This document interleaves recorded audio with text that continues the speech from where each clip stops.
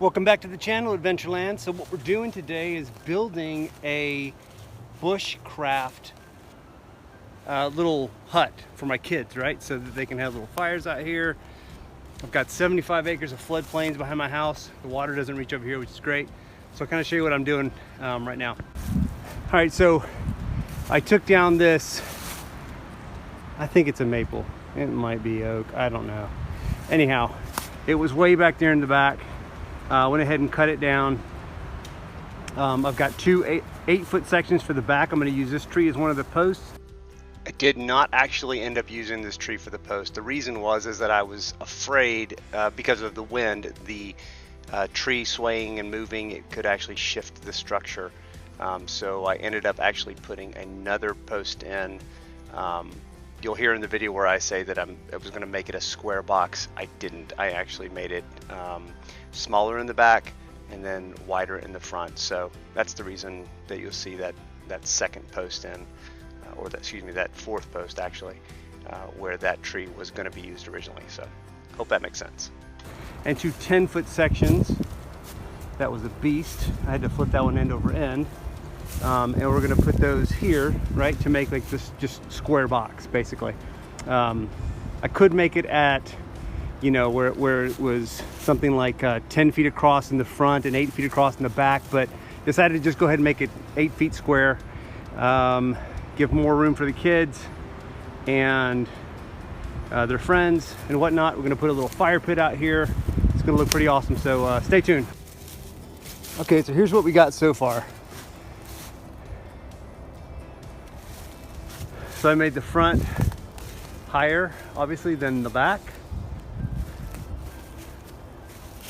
I cut some little notches in there just to hold the logs in place. The idea is I am going to put, I didn't want to, but I'm going to put these logs underneath from here to here.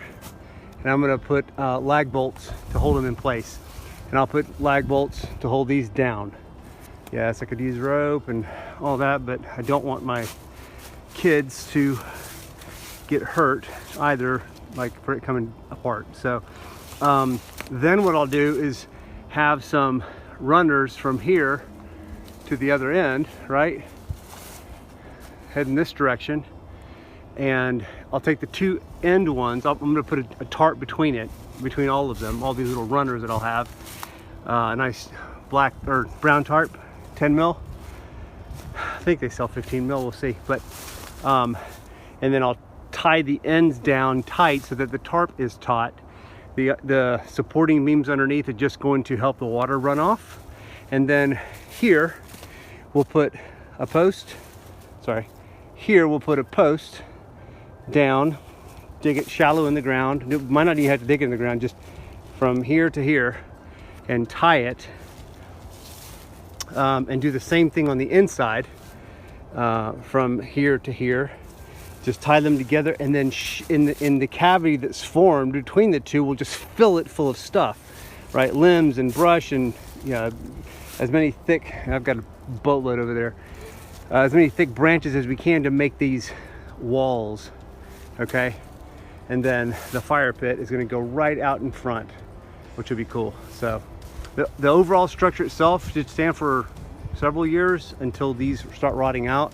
But yeah, I mean, looks rustic, looks pretty good, I think.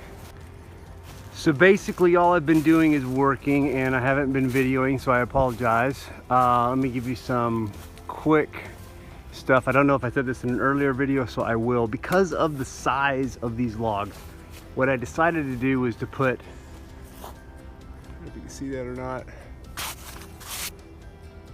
hoping you can, right, some lag bolts through the top here, 12 inches, just to hold it in place. They're 2 feet in the ground. I went ahead and used screws here and here, you know, and shored it up with some 160-pound line. I am going to, I think right now, lash these down with some more rope. Then what I'll do is I'll take a 10 by 12 tarp and put it over and just kind of tuck it underneath. Sorry, 10 by 12 tarp and go from one end to the other and just tuck it up underneath, and then probably tie it back under. A little bit of an overhang in the back as well. I've got to roughen up the front. Then I'll put my walls between here and here.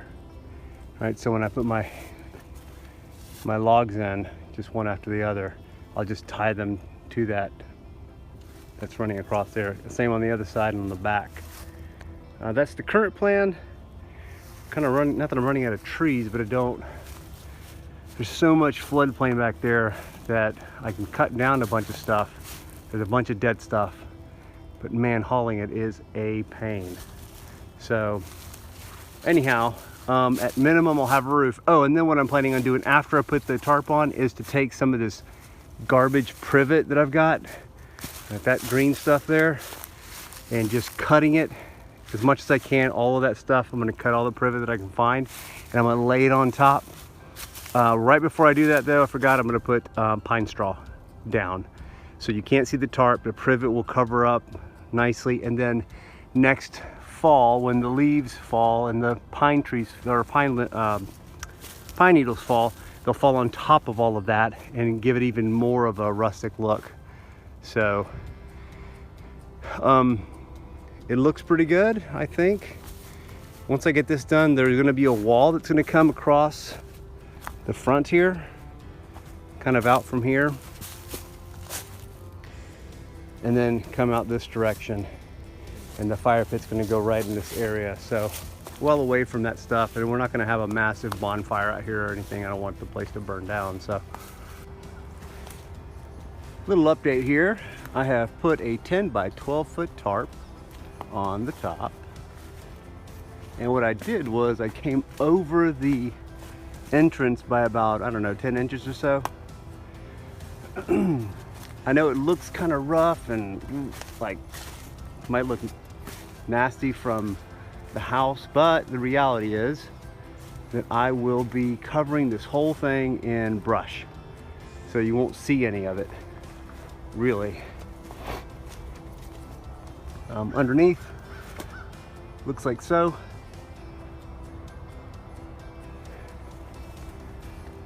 I got a couple of pieces up at the top just to keep the tarp, you know, in this direction, not let it slide down. So far so good. So we are done.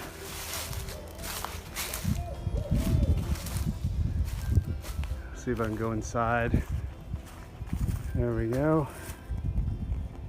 It took upwards of forever to lash all of those beams on the inside, because you had to feed the rope through and then go on the outside and pull it through and wrap it around and then feed it back through. But I think it looks a lot better with those vertical walls. I didn't end up using that little bottom pole that you see. No big deal. It's there. I had a different plan originally, but things changed, so I think that's good.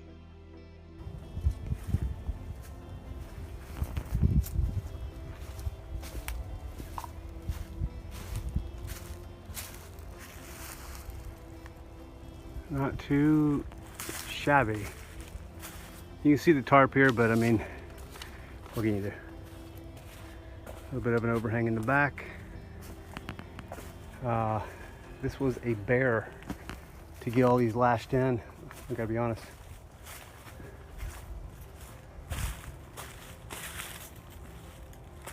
Great overhang in the front. And the tarp comes out to about here.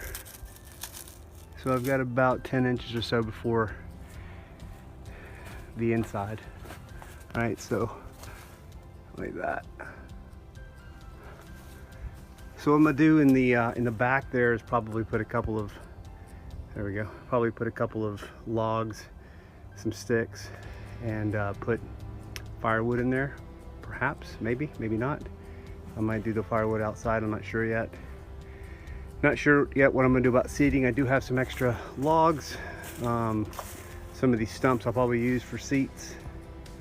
So, yeah, this was a 6-day project and I am finished. Well, except for the fire pit. That's got to go in next.